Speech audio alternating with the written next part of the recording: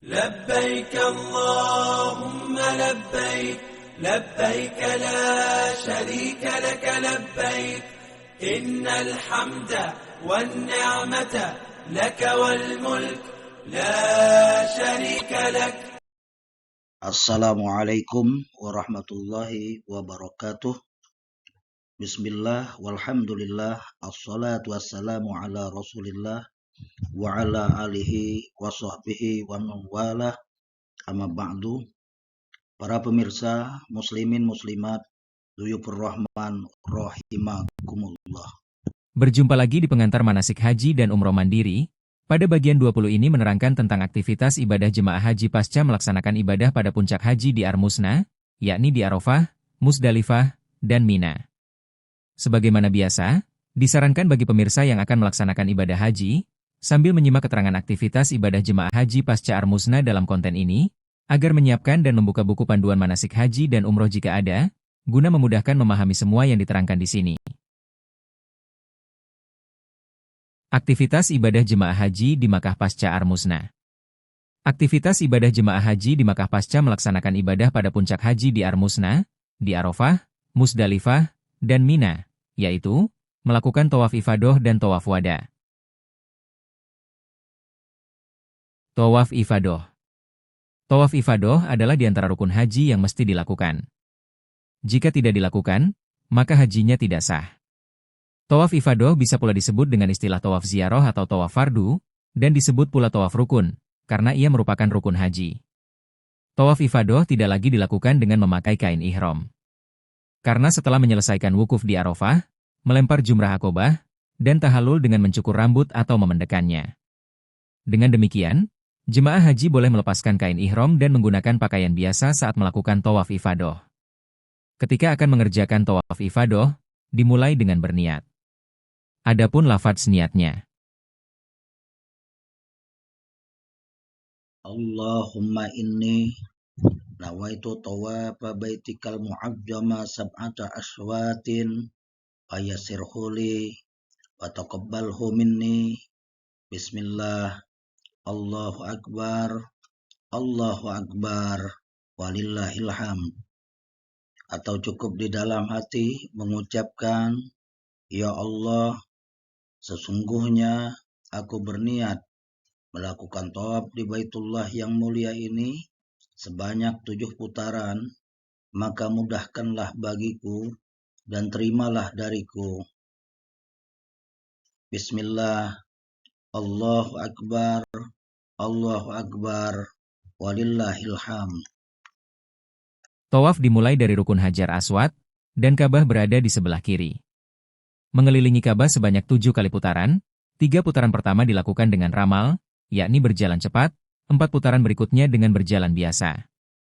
Selama tawaf disunahkan untuk berzikir atau berdoa. Beristilam di rukun Hajar Aswad maupun di rukun Yamani. Sesudah tawaf 7 kali putaran disunahkan melaksanakan sholat sunnah 2 rakaat di belakang makom Ibrahim. Setelah selesai sholat, disunahkan minum air zam-zam. Untuk lebih jelasnya keterangan tawaf, lihat di konten kami sebelumnya, tentang tawaf umroh.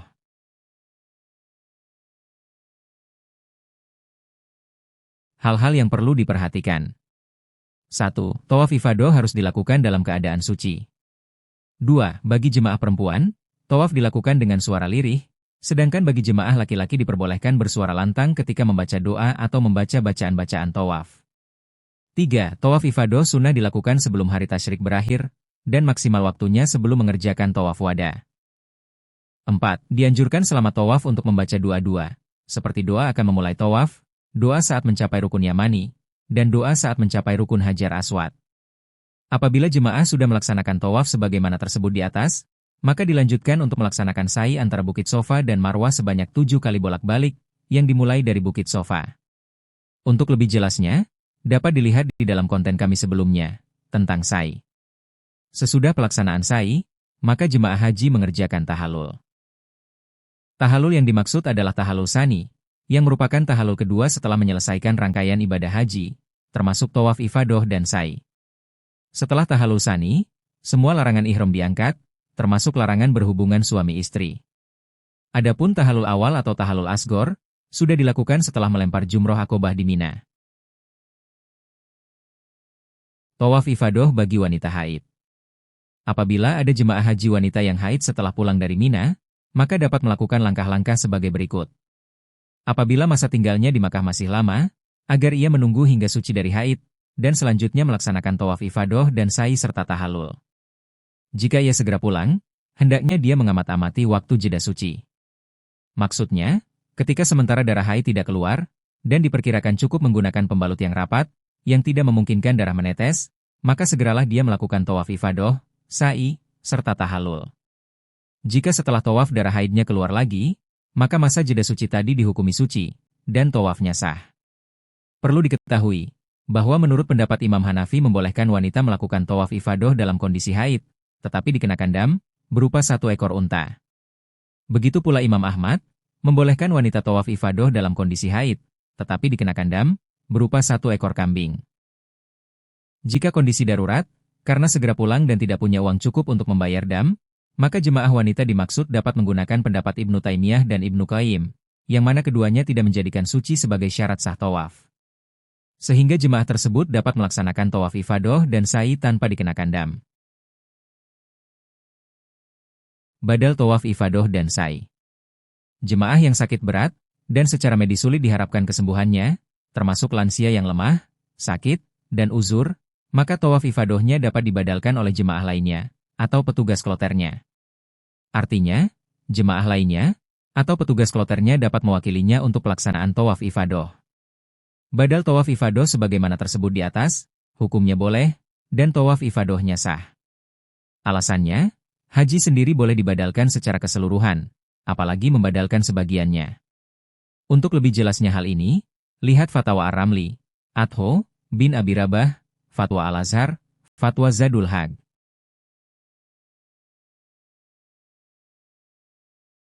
Pemirsa, Duyufullah wa Duyufur Rahman rahimakumullah.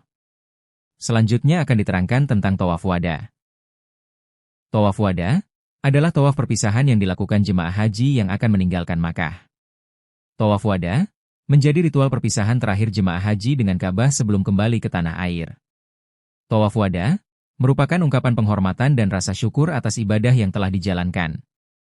Tawaf wada, hukumnya wajib. Bagi yang meninggalkannya dikenakan dam, berupa menyembelih 1 ekor kambing, menurut ulama Syafi'iyah, Hanafiyah, dan Hanabilah. Adapun menurut Imam Malik, Daud, dan Ibnu Munzir, tawaf wada, hukumnya sunnah. Kewajiban tawaf wada, gugur dan tidak dikenakan dam, khususnya bagi 1. Bagi jemaah wanita yang sedang haid atau nifas, istihadah, orang yang beser, anak kecil, orang yang fisiknya lemah, orang yang luka darahnya keluar terus, orang yang tertekan, dan orang yang tertinggal rombongan.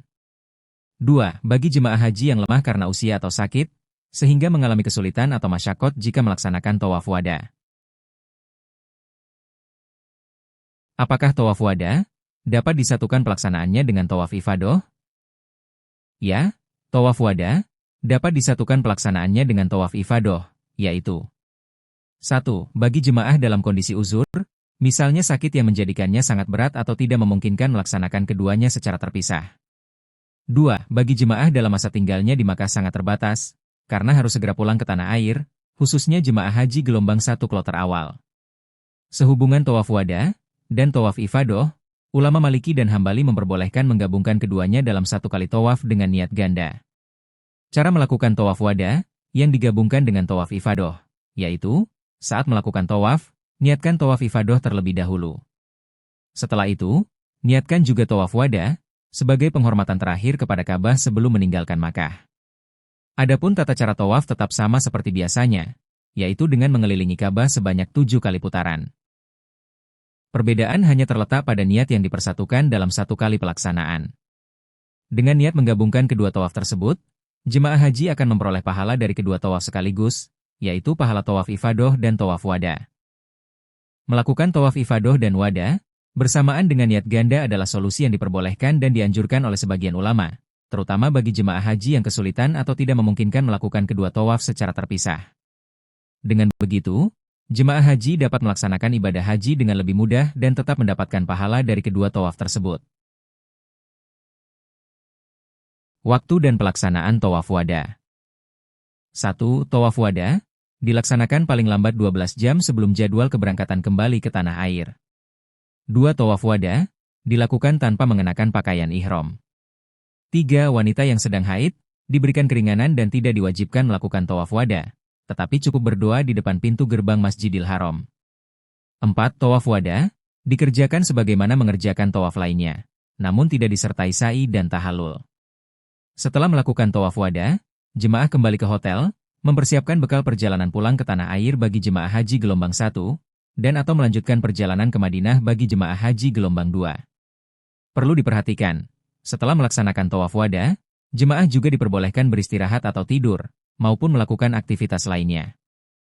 Cukup sampai di sini pertemuan kita pada pengantar manasik haji dan umroh mandiri bagian 20. Sampai jumpa lagi di pertemuan akan datang. Silahkan like dan komen. Jika ingin berlangganan untuk channel kami, tekan tombol subscribe dan bunyikan loncengnya agar Anda dapat menerima notifikasi konten baru dari kami. Semoga bermanfaat. Subhanakallahumma wa bihamdik. Ashhadu an la ilaha illa anta. Astaghfiruka wa atubu ilaik. Wallahul muwaffiq ila aqwamit thariq. Assalamualaikum warahmatullahi wabarakatuh.